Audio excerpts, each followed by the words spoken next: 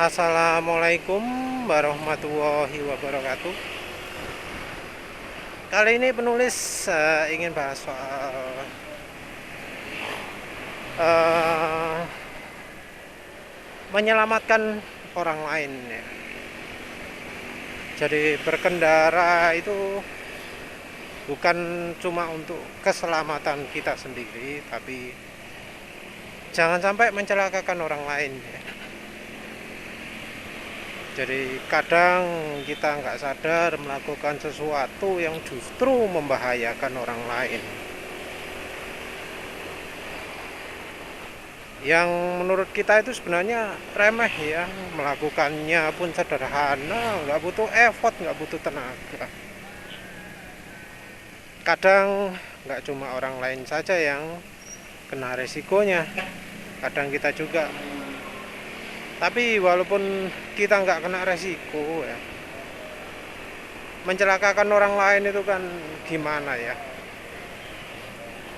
nggak baik gitulah.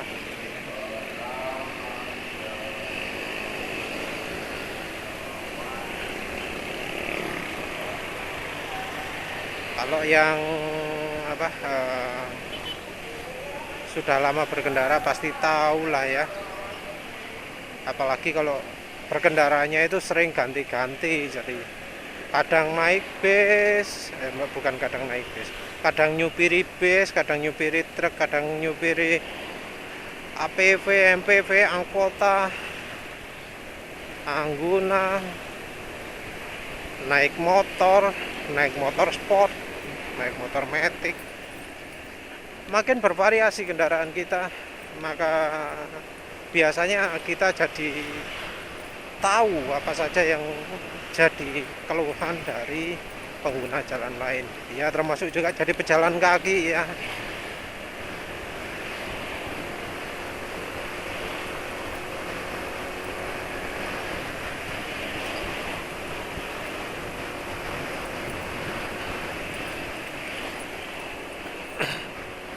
Sebenarnya semuanya itu bermula lebih kepada apa ya, sifat pemula. Sayangnya sekolah berkendara kita itu lebih fokus ke materi ya, ke lampu lalu lintas, ke apa namanya, kebiasaan-kebiasaan gitu ya, ke diri sendiri, bukan untuk orang lain.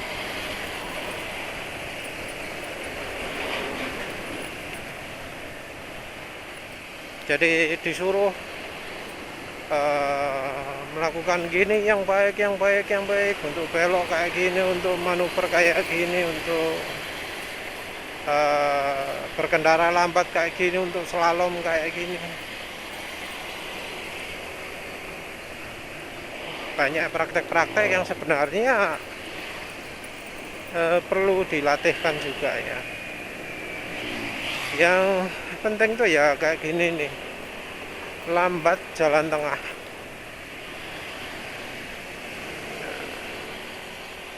Lambat jalan tengah itu yang lebih sering kena resikonya itu orang lain, bukan anda yang melakukannya. Jadi yang melakukan mungkin ya paling, oh ada tabrakan sebelah, oh ada tabrakan sebelah, oh sebelah orangnya jatuh, oh sebelah orangnya delosor. Biasanya orang itu apa ya, uh, jalan tengah-tengah itu merasa apa ya, jalan itu miliknya sendiri ya.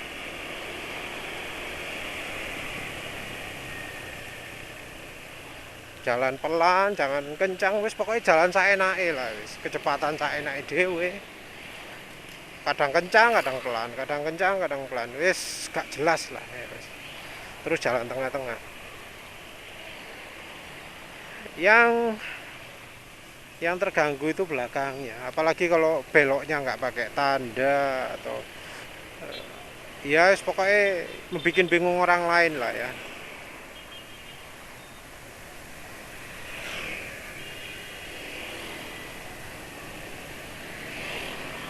Wah, itu tadi orang nggak kena ya, nyebrang saya untung yang belakangnya nggak kenceng, kalau kenceng jatuh itu.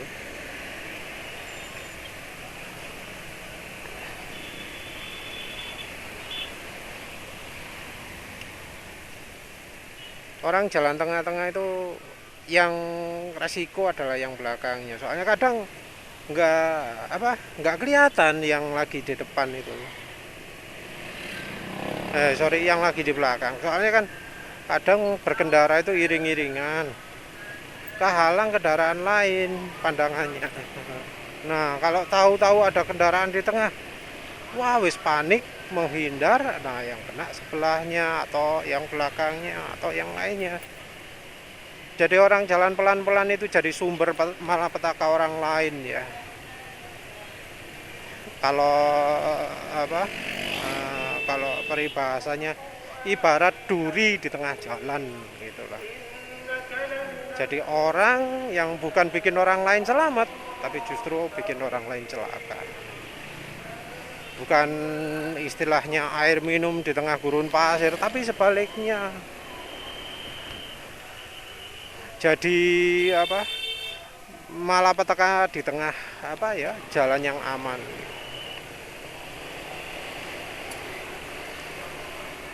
Yang berikutnya sih jelas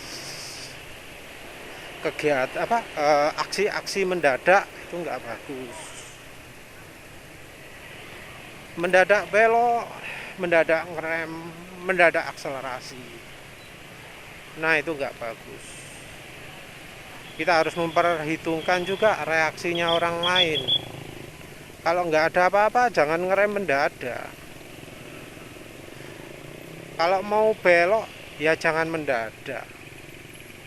Perhatikan sekitar dulu. Lampu belok itu harusnya ya, itu beberapa detik sebelum belok. Wes anggap aja 10 detik lah. Soalnya kalau 30 detik aturannya polisi itu kejauhan ya. 10 detik lah wes. 5 detik pun sudah sangat lumayan lah ya. Jangan belok pada detik itu juga.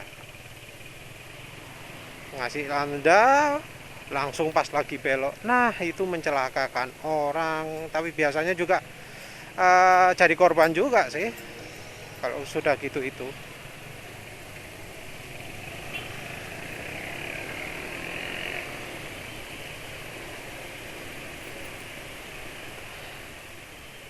Ya, biasakan pakai isyarat lah ya. Belok, pakai lampu belok. Kalau mau nyebrang gimana? Angkat tangan. Tunggu kendaraan lain berhenti, baru jalan. Jangan langsung angkat tangan langsung nyebrang. Nah, itu itu berbahaya karena apa? Iya, kalau orangnya tahu caranya ngerem. Kalau enggak ngerem belas langsung cedar. Beberapa kejadian seperti itu ya. Belok langsung ngasih lampu belok, langsung belok seret gitu. Mau nyebrang, angkat tangan langsung nyebrang seret gitu ya. Pasti jedar, brak bruk. Nah, wis kayak gitu lah.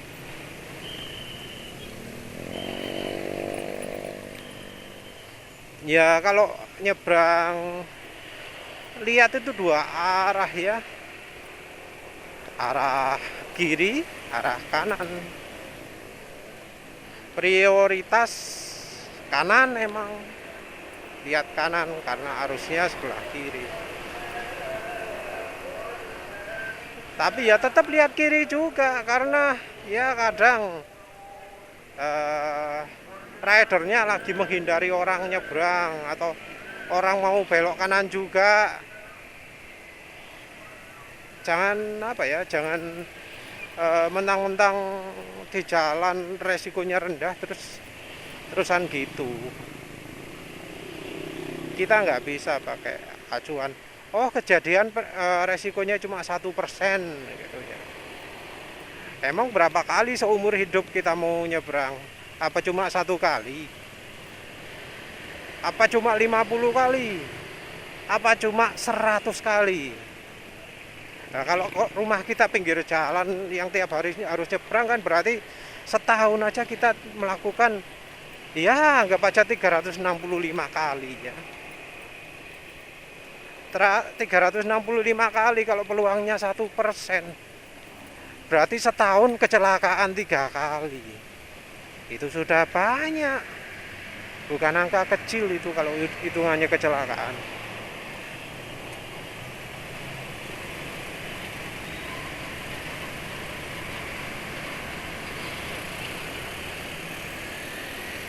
Banyak angka 3 kali setahun kecelakaan itu. Bukan angka yang kecil itu.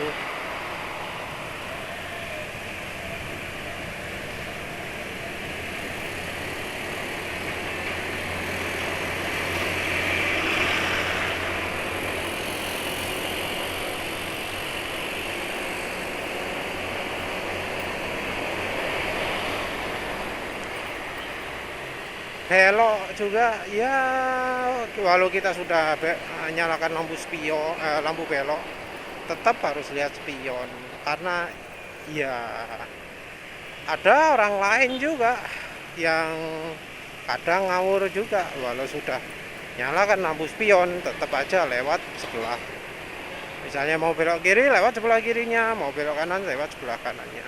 Itu Indonesia ya, Indonesia.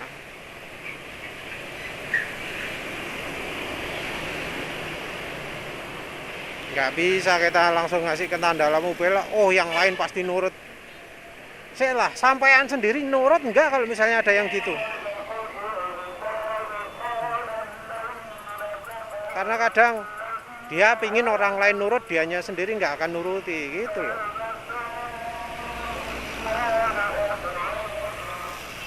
Yang juga menjengkelkan itu adalah kalau misalnya kencang, waktu macet-macet itu selap-selip wacet, tapi di jalan besar lambat, jalan maksimum 60 gitu.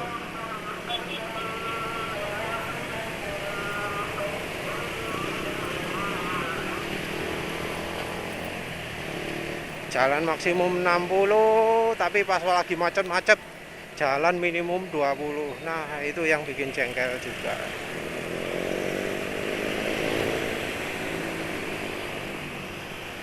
Pas lagi macet-macetnya langsung berdesak-desak, motong-motong jalan orang.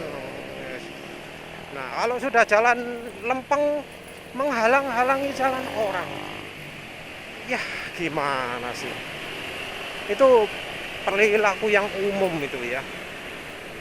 Jangan dipikir orang yang kalau di jalan lempeng gini jalannya pelan-pelan, kalau pas lagi macet itu orangnya anteng. Enggak.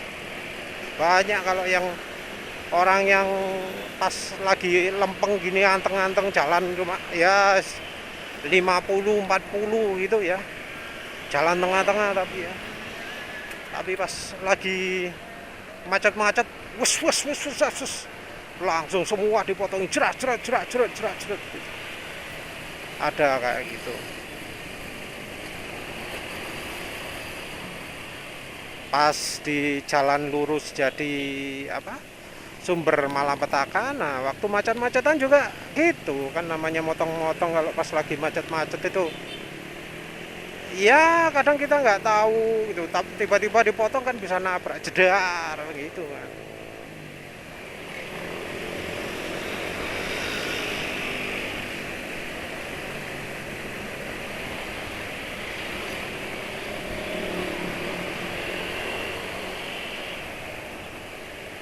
Sulit ya emang membiasakan kalau pelan itu jalan di sebelah kiri.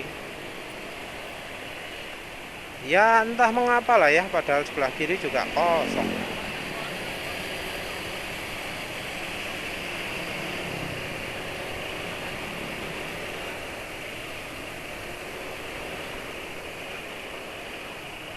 Nih contoh nih, jalan pelan lewat tengah. Ya itu ya itulah yang bikin bahaya ya.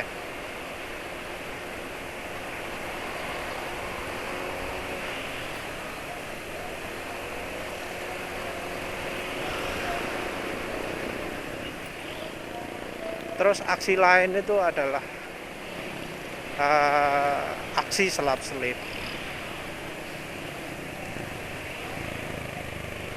Aksi selap-selip termasuk melawan arah ya. Pakai kelas dandin.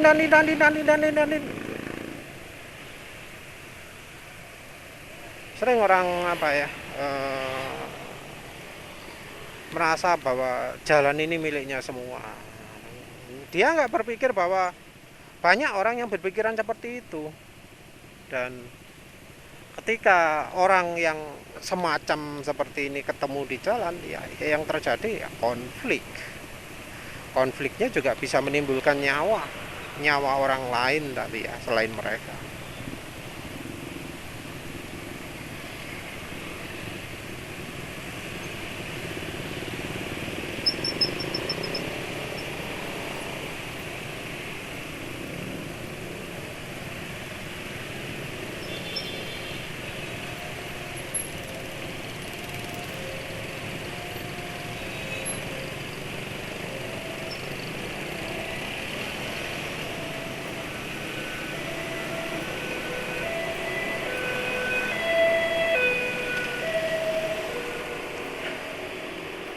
Sebenarnya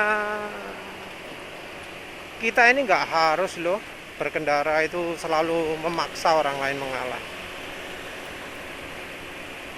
Penulis selama jalan pelan, jalan kencang itu memaksa orang lain mengalah itu rasanya nggak nambah kecepatan lah ya.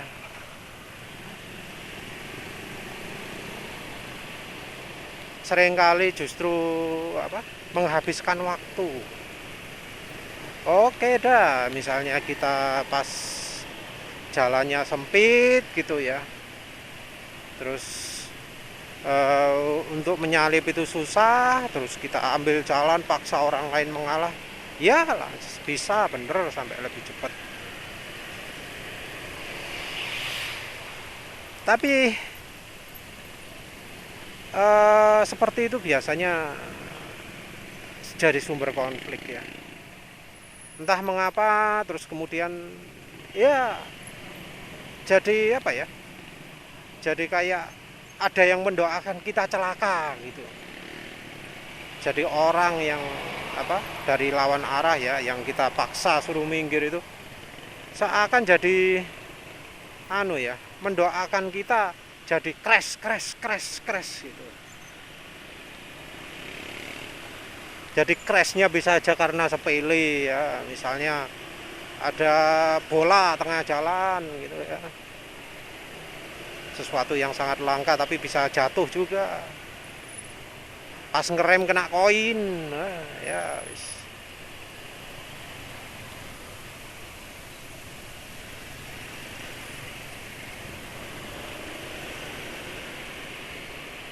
pas tiba-tiba pas bagian ngerem ada minyaknya. Jadi ya ini Indonesia. Di Indonesia itu orang itu mandi duone ya.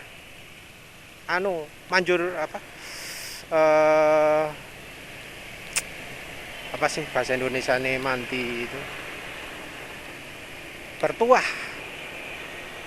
Doanya pada bertuah semua.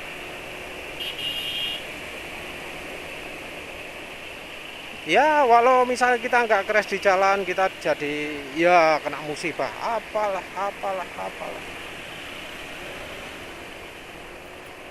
Hanya padahal gara-gara kita butuh nambah kecepatan beda dikit gitu loh, nyampe cuma beda 1 menit gitu loh, tapi ya nambahi rezeki buruk kepada kita.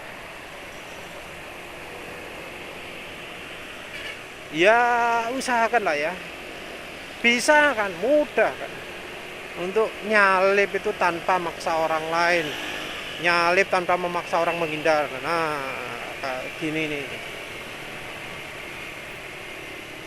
jangan sampai motong yang bikin orang lain harus manuver menghindar.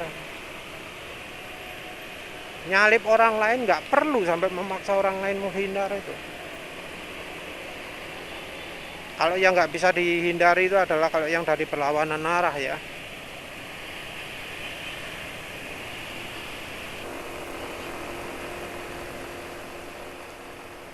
Kalau misalnya ya kondisinya normal itu sebenarnya enak loh kalau kita itu menyalip itu tanpa memaksa orang lain. Ada kepuasan tersendiri gitu loh. Menyalip memaksa orang lain mengalah itu kadang ya kalau skillnya kita kurang seringkali membahayakan orang.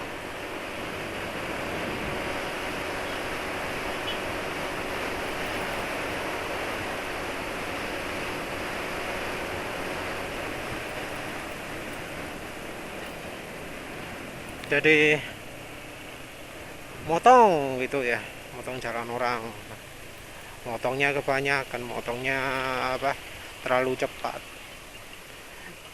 ya. Kalau orang yang dipotong jalannya itu jago ya dia bisa menghindar, kalau nggak jago ya crash lah ya.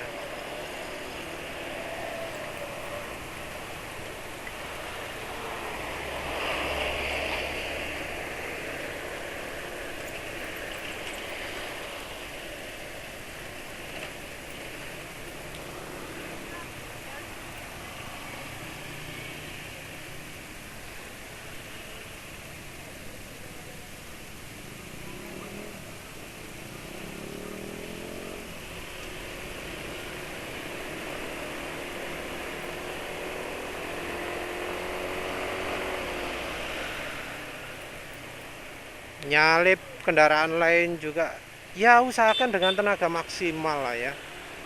Kenapa harus pelan-pelan gitu loh.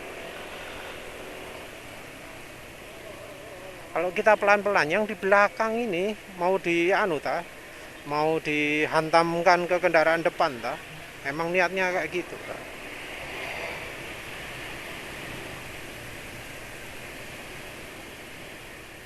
Kalau memang nyalipnya pelan-pelan terus habis gitu eh, jalannya masih gak lebih cepat dari truk yang disalipnya, ya mending gak usah nyalip lah. Truk sekarang bersih-bersih, nggak kayak dulu. Kalau dulu berasap, bikin kotor macam-macam. Kalau sekarang ini truk itu jarang yang berasap tebal gitu. Soalnya kalau asap tebal pasti dikejar polisi. Sudah nggak ada lagi alasan untuk berada di depannya truk kalau misalnya jalannya pelan.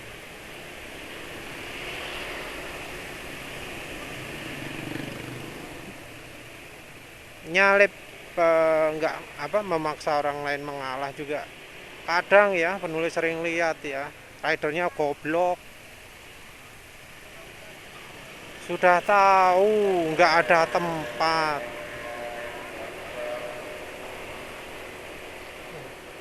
jadi jalannya itu wis habis, di depan itu ada dua kendaraan beriringan jejer-jejer ya, belakangnya juga gitu, ada yang memaksa minta jalan.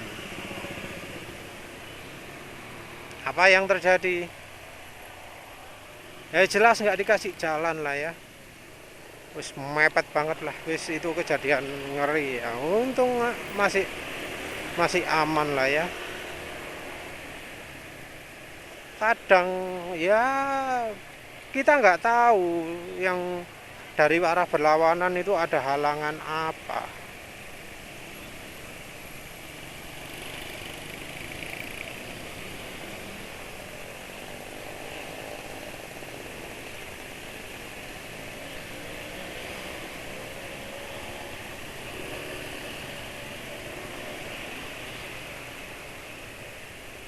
Juga ada perilaku yang apa eh, ngeri juga kalau misalnya ada mau belok kanan tapi nyalip dulu.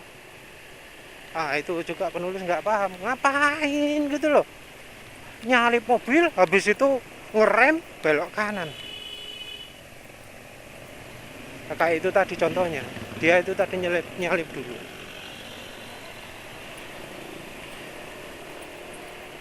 Nah, kalau sudah mau niat nggak nyalip ya sudah lah, nggak usah maksa-maksa nyalip. Ya kalau bisa ini kita berkendara, orang lain nggak bereaksi, aman gitu loh. Jadi orang lain tidak melakukan apa-apa, mau jalan-jalan terus, mau belok-belok terus, kita itu tidak mempengaruhi mereka gitu, tidak memaksa mereka melakukan langkah antisipasi.